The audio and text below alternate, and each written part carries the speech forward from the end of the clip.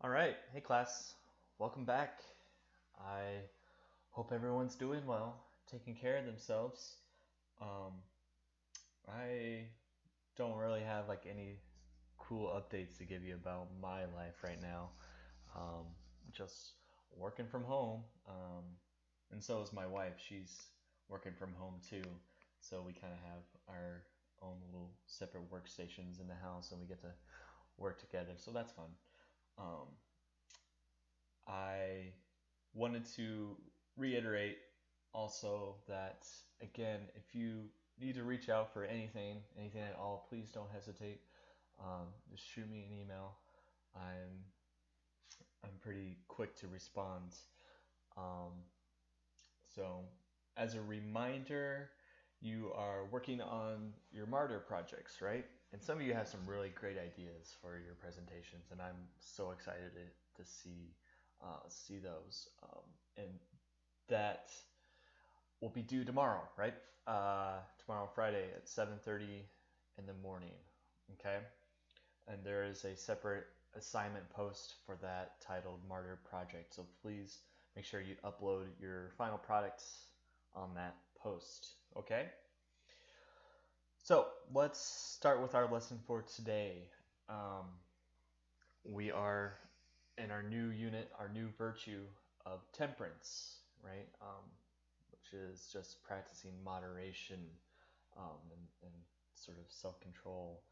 Um, And yesterday we talked about sort of the opposite of that. And we're going to continue that conversation today. What the opposite or the lack of temperance looks like in our lives. So, our objective today is to identify the different types of sin. Yesterday we talked about, the original meaning of the word sin. And it means simply just to fail or to miss the goal, right? And so, what is the goal? The goal is to love people with and give people the love and respect that they're due, and to love God too, right? And those two things are connected, right? Creator and creation are connected. So a failure to love people is a failure to love God. That's how intertwined they are, right? Um, and we talked about how, you know, we have this tendency to just always fail, unfortunately. Um, and that was something that was inherited from, Adam and Eve and the first people to fail, right? Um, and what's worse, we talked about how when we fail, we sometimes don't realize it, or worse, think we're actually succeeding when we are actually failing. Um, and that can be problematic. So today, we're going to look at a couple different ways that we can fail, and we do fail. So picking up on this, this tendency for us to fail. This is, what we call original sin. Um, as we look at these different types of sins, you pretty much want to write all this down, and they'll be real brief. Um, so original sin, it's a tendency to sin, the tendency to fail, innate in all human beings, and this was inherited by Adam and Eve, passed on to Cain and Abel, right? Um, and passed on to us. And I think, you know, we see this also play out in, um, generationally. You know, perhaps um, one parent might fail in a major way, and that has an effect on their children, right? And then sometimes we see their children pass on that same failing to their children, and so on and so forth, right? Um, this is what we're talking about, original sin. It's this tendency to fail. Okay, then we have personal sin, which is kind of a misleading name because, like we just talked about, our failings are not self-contained. They affect other people. Um, but for lack of a better word, it's probably the best way to talk about it. When we talk about an act between one individual toward another individual, um, sort of a personal failing, right? But to the point I was trying to make, this is actually considered, you know, an act against God as well. A failure to love another person is a failure to love God. That's what we're talking about. All right, and this is when things start to get a little more serious. We talk about mortal sins. I'm not going to go into all the different types of them, but um, these are the super serious ones, right? Which require your repentance of that sin before death. In in accordance with church teaching, um, that can get you into trouble. So that's mortal sin. Um, then we have venial sin, which is a little less severe, but still an offense. It's still a failure. Um, that this is the stuff that we do without like even thinking about it. It's so like compulsive, right? Um, it's that using the Lord's name in vain when you stub your toe, right? That's you don't even think about it and it just comes out. Um, that's sort of without reflection. That's a venial sin, right? Um, just to name an example. All right, this should start to sound a little more familiar from last semester. Social sins. All right, this is when the collective sinfulness of a whole society, in which a person is born into and participates in, um, you know, it's collectively individuals put together, right? It's a cycle of sin where violence and injustice caused by individuals put together, right? It becomes structured in society. Um, and this is exactly what the Apostle Paul was talking about when, he's talking about powers and principalities. Sin in the world kind of takes on a whole life of its own almost, right? Um, I don't we'll look at some examples here in a little bit, what I mean, but this is social sin. Um, a little different from institutional sin. Um, institutional sin, it's a sin, a failure that is promoted on a large scale, caused by a power that establishes law. So government and institutions, right? So we talked about all these examples last semester.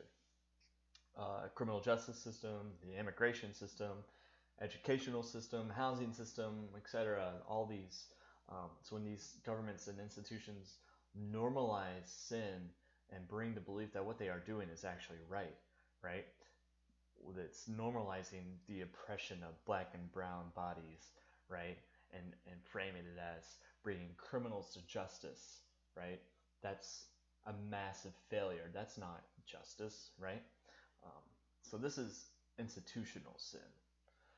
Um, so right now I need to make a sort of like quick transition to the next type of sin, and that involves changing PowerPoint. So bear with me just 1 second here. All right, we should be good now. So this next and last type of sin, um, for whatever reason, I made like a separate slideshow for it, but this is the 7 capital sins, what you're probably more familiar with, the 7 deadly sins. Um, so let's go through these real briefly. Lust, this is excessive sexual desire. Um, and gluttony, this is overindulgence, overconsumption. Greed, this is the extreme desire for material wealth and possessions. Sloth, this is avoidance of exertion, anything hard, right? Um, this, more simply put, this is laziness, right? Um, Especially in a spiritual sense. And if I'm being transparent, this is my weak spot. I'll say it. Anything that's like hard or difficult, I just rather tuck myself into bed and avoid it, right? Um, that's my growth area for sure. Um, then we have wrath. This is anger and hatred that just gets out of control.